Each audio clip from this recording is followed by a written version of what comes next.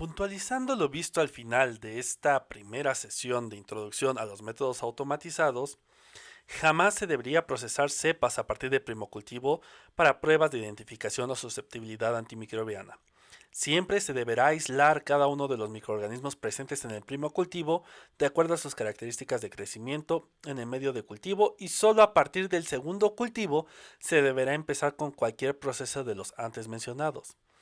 Aunque esta es la única forma de obtener un diagnóstico de calidad, el problema de lo anterior es que el tiempo de análisis se extenderá por lo menos 18 horas extras necesarias para el crecimiento del nuevo cultivo.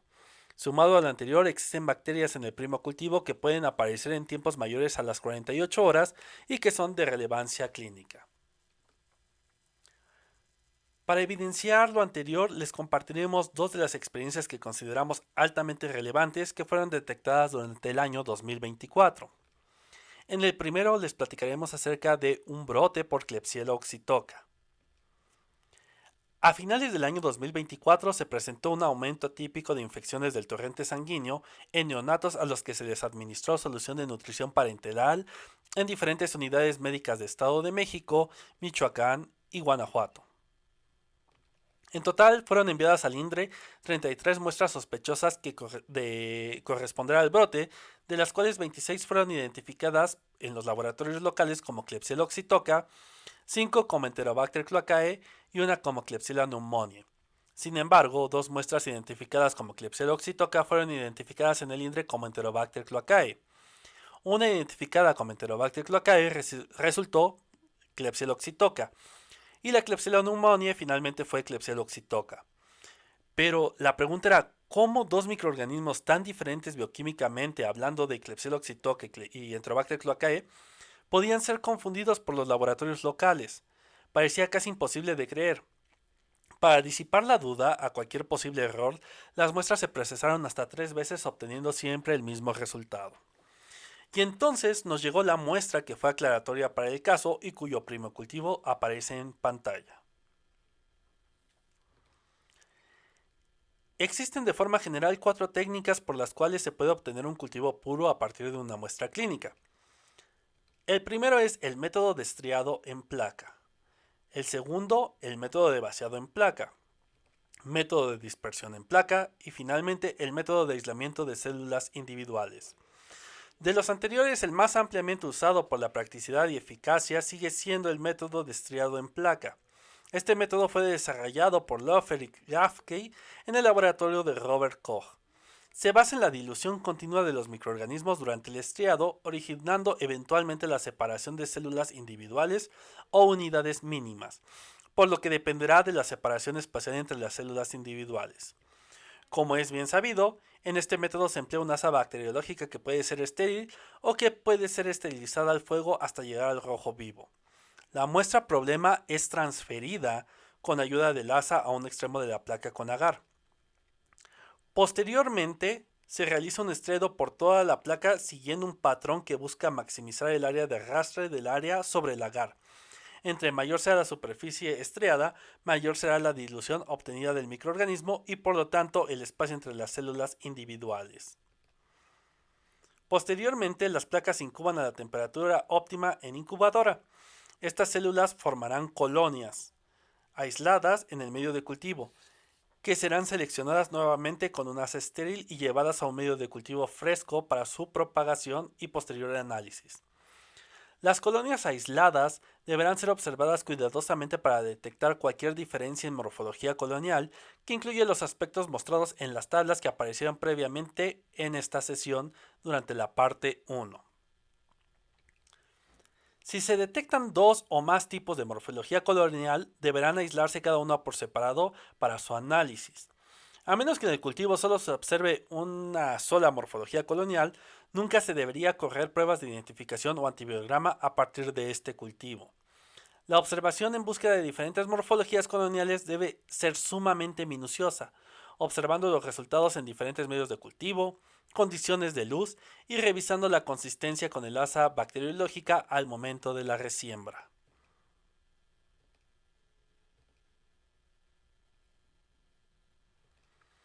Observemos nuevamente el cultivo obtenido de la muestra anteriormente mencionada.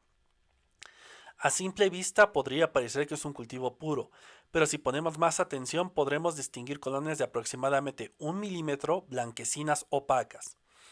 Además, podremos distinguir colonias de aproximadamente 2 milímetros blanquecinas pero ligeramente translúcidas. Y además podremos ver colonias extremadamente pequeñas color blanco y opacas. Esta diferencia la podemos observar más claramente en Agar McConkey, donde podemos detectar los tres tamaños diferentes de las colonias mencionadas. Ahora observemos las mismas placas a contraluz. En este caso podremos observar que existen colonias más opacas que incluso presentan un centro oscuro, mientras que otras colonias son más translúcidas y no presentan el centro oscuro. Y además es posible observar de una manera más sencilla las colonias puntiformes. Estas tres morfologías fueron resembradas en medio de cultivo y posteriormente se sometieron a pruebas de identificación, detectándose en la muestra Klebsiella oxytoca correspondiente a las colonias de 1 milímetro y puntiformes color blanco opaco con centro oscuro, que son las que ven al lado derecho de la pantalla. Dentro de la flecha azul, la que está al lado izquierdo son las colonias puntiformes, mientras las que está en el lado derecho son las colonias de 1 milímetro. Y aún así, en la resiembra se logra ver esta diferencia en tamaños.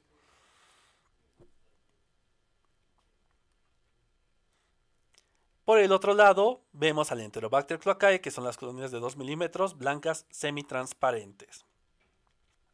Es decir, la contaminación de la solución parenteral estaba provocada por estos tres microorganismos.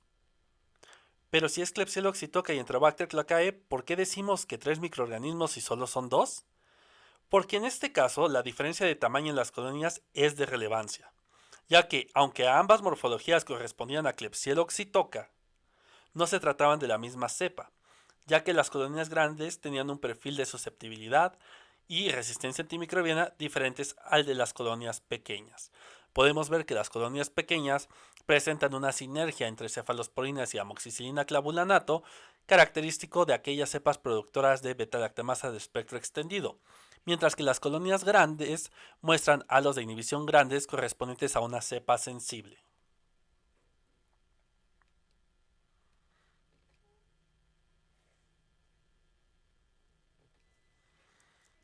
El segundo caso que les queremos mostrar es el siguiente, cuando lo imposible se hace posible, y aquí la relevancia de aprender a usar correctamente los sistemas automatizados. La única panacea que existe era una diosa griega. De ahí en fuera, no importa qué tan avanzada sea la tecnología, hoy en día no se puede prescindir del microbiólogo experto. En el laboratorio local se procesó una muestra con un panel de PCR punto final acoplado a hibridación.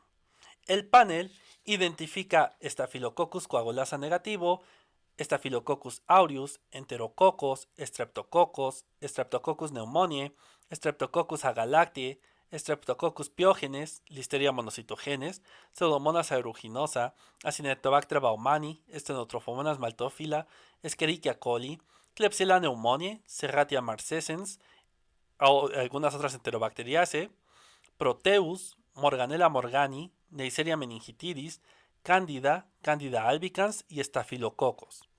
Además, el panel es capaz de detectar genes de resistencia como CTXM, MECA, OXA51, BAM-B, SHV, NDM, OXA58, BIM, GES, NMC-IMI, SIM, HIM, OXA23, SME, IMP, OXA24, SPM, KPC, OXA48 y BAN-A. En este caso, como podrán ver, el panel identificó en la muestra Escherichia coli. Además, el panel identificó como principales genes de resistencia asociados a la muestra y al microorganismo una beta-lactamasa de espectro extendido tipo BLAST-CTXM, pero además identificó dos oxacilinasas, la OXA24 y la OXA51. ¿Qué es lo relevante en este caso?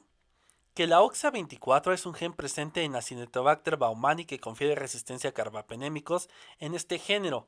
Y más aún, la OXA51 es un gen presente únicamente en Acinetobacter baumannii y se ocupa como control interno para poder separar otros Acinetobacter de Acinetobacter baumannii.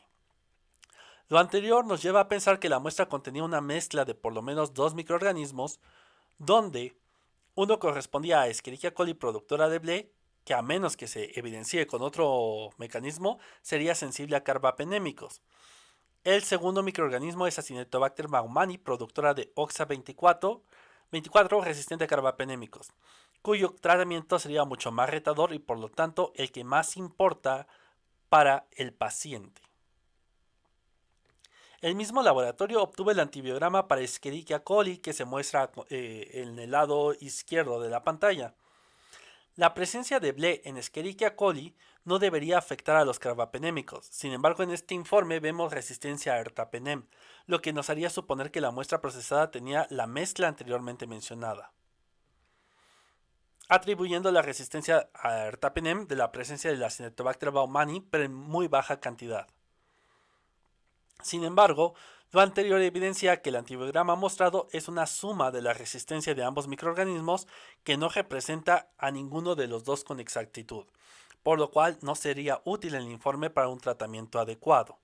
Aquí el microbiólogo experto debió haber identificado con los genes presentes que era una mezcla de dos microorganismos y haberlo reportado presuntivamente así al médico, mientras que podía realizar la separación en el laboratorio de ambos microorganismos para correrle el antibiograma de forma independiente. Mismo caso encontramos en la siguiente muestra, donde se identificó un Acinetobacter baumannii resistente a carbapenémicos. Podemos saber que es resistente a carbapenémicos por la presencia de OXA24 y podemos saber que es baumannii por la presencia de OXA51, como lo vimos en el caso anterior. Sin embargo, también se detectó el gen BAN-A, que no está presente en Acinetobacter baumannii. Este está presente en bacterias gram positivas, principalmente enterococos y estafilococos, Corynebacterium, Lactococcus, pero nuevamente no en Acinetobacter.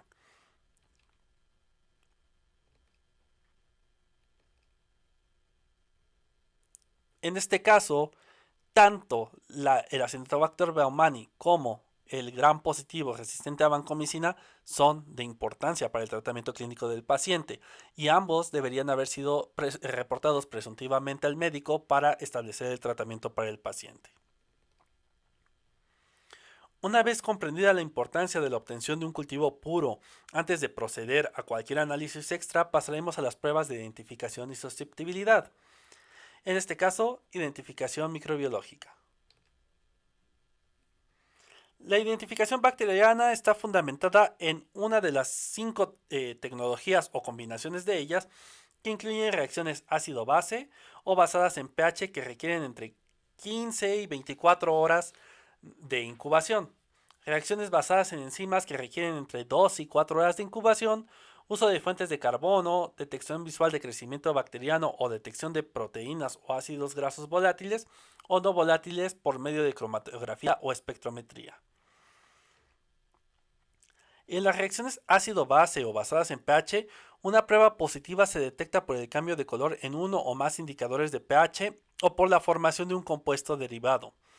Cuando un carbohidrato es utilizado, el pH del medio se hace ácido. Cuando una proteína es utilizada o hay liberación de un compuesto que contiene nitrógeno, el pH del medio se hace alcalino.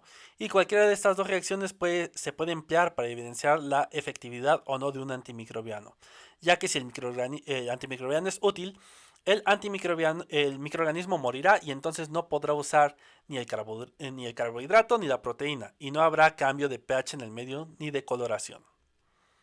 En 1980, Bascom y Spencer describieron varias pruebas rápidas para medir la actividad enzimática de una suspensión bacteriana que podía arrojar resultados en 6 horas. Cambios de color en el sistema a base de enzima debido a la hidrólisis de un complejo incoloro por la enzima apropiada, con la liberación como resultado de un cromógeno o un fluorógeno. Ya que los tiempos de incubación necesarios para el ensayo de la actividad enzimática eran menores que aquellos requeridos para los métodos basados en cambios de pH, la contaminación no resultaba un factor crítico. En el uso de fuentes de carbono, además de la visualización de la capacidad del microorganismo de crecer en el medio, y el cambio de pH, existen otros métodos como aquel basado en la transferencia de electrones desde un producto orgánico a un pigmento como el violeta de tetrasolio, que es incorporado al medio de cultivo. Esta transferencia cambia un cambio colorimétrico en el pigmento, señalando el incremento de respiración celular que ocurre durante el proceso de incubación. Esta reacción puede dar resultados desde 4 horas. El cuarto método es la detección visual simple de crecimiento del microorganismo de prueba, aumento de la turbidez, en la presencia de un substrato. Los resultados se determinan comparando el pozo problema con un pozo control, ya sea por métodos ópticos o por comparación a simple vista con la tarjeta de Bickerham. Este tipo de reacción puede ser un poco complicada de leer y siempre involucra un mínimo de incubación de una noche. El último método, no tan comúnmente empleado, es más complejo. Involucra la detección de productos finales del metabolismo de los ácidos grasos celulares, los productos proteínas. Los productos finales son separados por cromatografía y los patrones obtenidos son comparados contra los de una librería. Una variación de esta tecnología puede ser analizar el perfil de proteínas, especialmente las ribosómicas, y comparar los patrones obtenidos contra los de una librería para identificar al microorganismo. Por el momento nos enfocaremos en los primeros 4 métodos mencionados y con los que el microbiólogo suele estar más familiarizado. De forma tradicional, las pruebas bioquímicas se suelen realizar en placas y tubos de ensayo que contienen medios de cultivo cromogénicos que reaccionan según se emplee un sustrato específico en ellos, y que de acuerdo con el patrón obtenido en las reacciones o nos guiarán hasta la identificación completa del microorganismo. Si bien históricamente son los métodos más empleados y generalmente aceptados, tienen limitaciones impidiendo en algunos casos poder identificar correctamente algunos microorganismos a nivel especie. Cuando estas limitaciones son fáciles de predecir, se ha intentado resolver el problema agrupando a estas especies en complejos. Sin embargo, la cantidad de pruebas bioquímicas que se deben emplear para la gran variedad de microorganismos clínicamente relevantes y con una carga de trabajo tan intensa como lo que requiere la práctica clínica, ha llevado a replicar estos métodos tradicionales, pero en escalas más pequeñas, lo cual también requiere otras adaptaciones como pasar de medios sólidos a líquidos o cambio de concentración en los sustratos o cromógenos. En cuanto a estos sistemas, existen algunos donde es más evidente que se trata de la misma prueba bioquímica pero miniaturizada.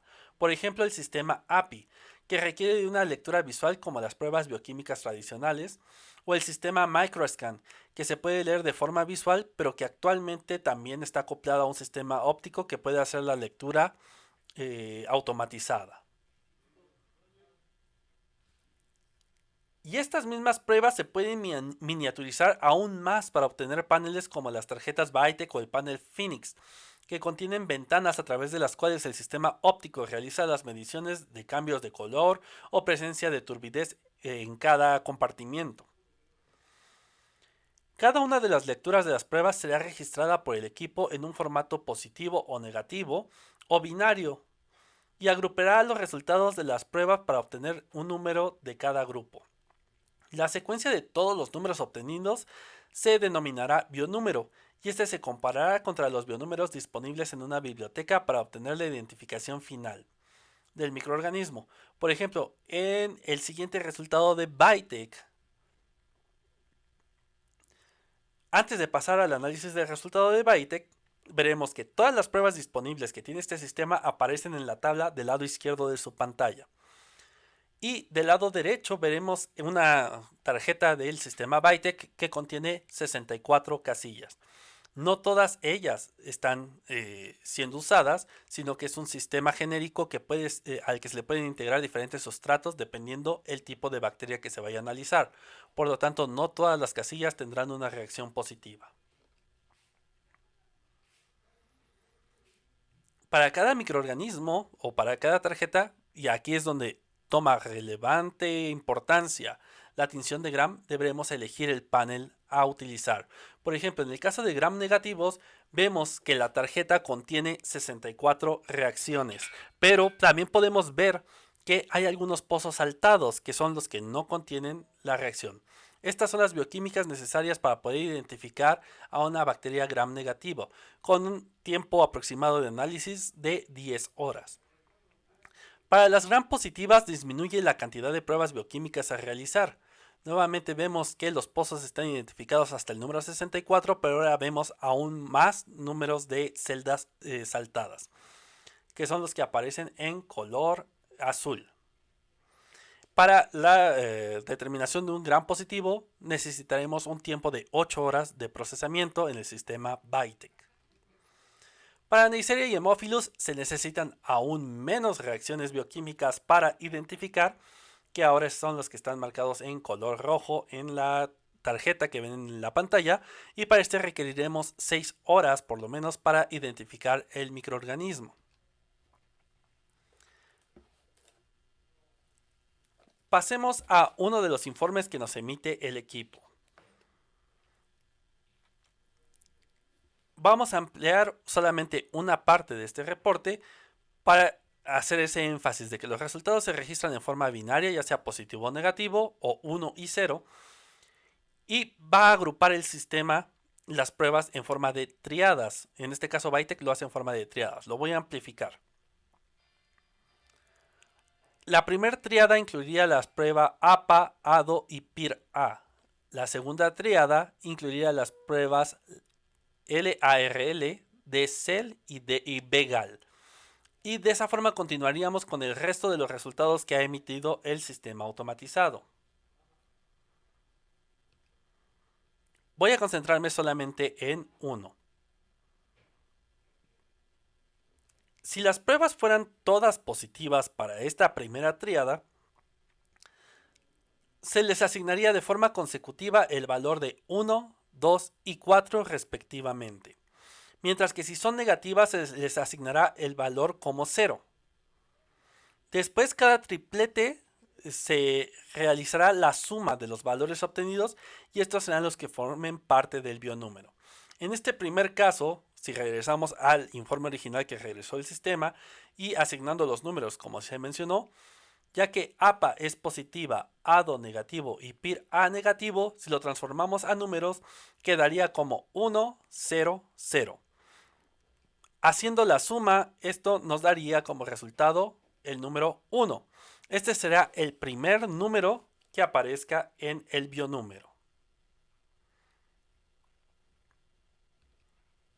En el siguiente triplete, donde tenemos la reacción IARL, que es negativa, DCEL negativa y BGAL negativa, si lo transformamos a números, todos corresponden a 0. Haciendo la suma de todos ellos, el siguiente número del bionúmero sería un 0. En la siguiente tríada tenemos ácido sulfídrico negativo, bueno, H2S negativo, BNAG negativo, AGLTP negativo. Transformándola a números, nuevamente serían 3 ceros y si lo sumamos, parte del bionúmero sería 0.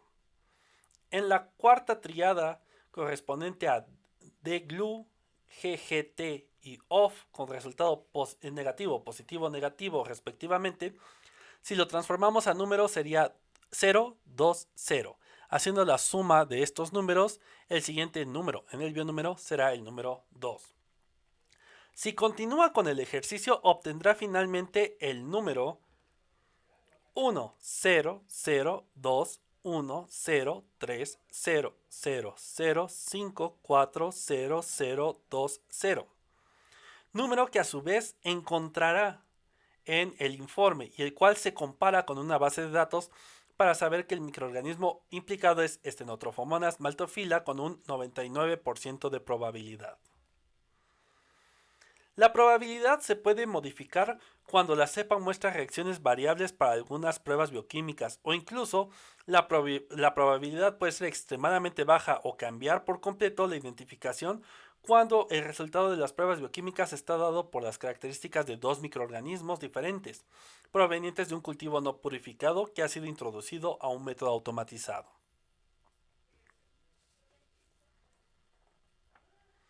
De esta forma, el equipo nos clasificará los resultados de identificación como excelente, muy bueno, bueno, aceptable, baja discriminación o no concluyente o microorganismo no identificado. En los primeros 4 casos nos arrojará un microorganismo probable y lo clasificará en porcentajes. Excelente es cuando las pruebas bioquímicas y el bionúmero es compatible entre un 96 y un 99% con aquellos registrados en la biblioteca del sistema. Muy bueno cuando da una identificación entre el 93 y 95% de coincidencia del bionúmero. Del 89 al 92% lo clasifica como bueno, del 85 al 88% como aceptable. Por debajo, en baja discriminación, nos puede señalar 2 o 3 microorganismos que pueden coincidir con aquellos identificados en la biblioteca del equipo y cuyas sumas de probabilidad darán el 100%. Esto no significa que aquel que tenga la mayor porcentaje de probabilidad sea la identificación adecuada, sino que hay que hacer pruebas para descartar cualquier otro microorganismo de estos mencionados por el equipo. Y por último, no concluyente o microorganismo no identificado puede ser que me dé más de 3 opciones posibles de microorganismo o que simplemente no me arroje ninguno. En estos es porque más de 3 taxones se exhiben el mismo biopatrón o el biopatrón es sumamente atípico. Todos estos pueden ocurrir también por la introducción de mezclas de microorganismos al sistema automatizado si no ha sido identificado. Recordemos que el equipo, para poder hacer la interpretación, confía en que el microbiólogo que introdujo el aislamiento haya detectado correctamente la tinción de Gram y en algunos casos puede hacer la presunción de algún microorganismo específico como Neisseria o Haemophilus. Bajo la experiencia que tenemos en el INDRE, aceptamos que el bionúmero dé una identificación excelente. Cuando nos da la identificación excelente, prácticamente no tenemos duda de que el microorganismo sea correctamente identificado. Cuando baja al 93 al 95%, podemos poner un poco en duda, pero aún así podemos aceptar ese microorganismo como el adecuado. Pero debajo del 92% se vuelve bastante inseguro y muy probablemente ahí hubo un error metodológico. Por lo tanto, por debajo del 92% sugerimos que reanalicen la muestra que fue introducida al equipo buscando que en verdad esté pura y que tenga las características adecuadas. Todos los equipos tienen un alcance definido y cada sistema lo definirá. En este caso vemos un inserto del sistema BITEC, donde nos define qué microorganismos están dentro de la biblioteca y por lo tanto pueden ser identificados con suficiente seguridad. Periódicamente, la Red Latinoamericana de Vigilancia de la Resistencia a los Antimicrobianos, RELABRA, de la cual México forma parte y hemos estado participando activamente durante muchos años, hacemos una revisión de las experiencias que hemos tenido acerca de estos equipos automatizados y se van informando actualizaciones o sugerencias de valores de corte con los cuales podemos sospechar de resistencias específicas. Por ejemplo, en pantalla ven en este momento algunos de los parámetros que se han definido por Relabra, donde vemos que para detección de carbapenemasas tipo KPC o MBL en enterobacterias nos da ciertos valores de corte para cada uno de los equipos. Puede ser difusión en disco, que es la metodología CLSI, o para métodos automatizados vemos que da un valor de sospecha para BITEC, uno para Phoenix, uno para Microscan y uno para Sensititre. En este caso, todos los valores concuerdan. Pero si ahora nos vamos para carbapenemasas tipo OXA en enterobacterias, vemos que empieza a haber variaciones entre equipos. Actualmente, del que más se tiene estudiado y se tiene bien definidos estos valores de sospecha para mecanismos de resistencia antimicrobiana es el sistema BITEC. Por lo tanto, la sugerencia que da Relabra a nivel de América es que se dé preferencia al sistema BITEC, pero esto no implica que no se pueda ocupar otro sistema. Solo indica que ha sido más estudiado, que se tiene mayor conocimiento acerca de cómo sospechar de mecanismos de resistencia específicos y que se tiene mayor acceso a estos valores y actualizaciones de forma periódica. Por otra parte, en México, como parte de una actividad del Laboratorio de Resistencia Antimicrobiana durante el 2024, se lanzó un diagnóstico situacional para la vigilancia por Laboratorio de la Resistencia Antimicrobianos. Probablemente muchos de los participantes que están tomando este curso hayan participado en la resolución de esta encuesta y en ella participaron 575 unidades a lo largo de todo el país. Cada uno de los estados de la República aportó con la resolución de este diagnóstico situacional. En pantalla podemos ver que se representa todo el país y representa también todas las instituciones. Dentro de esta encuesta, aparte de otros datos que se obtuvieron, logramos saber que más del 80%, incluso más del 85% de los laboratorios encuestados cuentan con un método automatizado para diagnóstico y susceptibilidad antimicrobiana. Y de los métodos disponibles, más del 60%, bueno, aproximadamente el 60% de las unidades cuentan con el sistema Vitek, siendo mínimo la cantidad de laboratorios que cuentan con otros sistemas como Microscan, FilmArray, Phoenix o Malditov. Por lo tanto, a partir de este momento, en este curso, ocuparemos como ejemplo Vitek por la recomendación de Relabra, así como la popularidad que tiene este sistema en las unidades médicas del país. Sin embargo, que este sea el predilecto no significa que sea el único. Les repito, este es el equipo mejor estudiado. Los resultados que muestra, según la red latinoamericana, los resultados que muestra el equipo son más robustos y con una mayor reproducibilidad. Es un sistema muy popular tanto en la región de las Américas como en México, genera bases de datos con mayor homogeneidad a comparación de otros sistemas, y esto también nos permite que si homologamos este sistema, el manejo de información proveniente de varios puntos sea más fácil. Por lo tanto, nuevamente repito, a partir de este momento usaremos como ejemplo operativo el sistema Vitek, pero todas las metodologías que verán en este curso pueden ser transferidas a cada uno de los equipos con los que cuente y siempre en apego con lo marcado en el instructivo de cada uno de los equipos.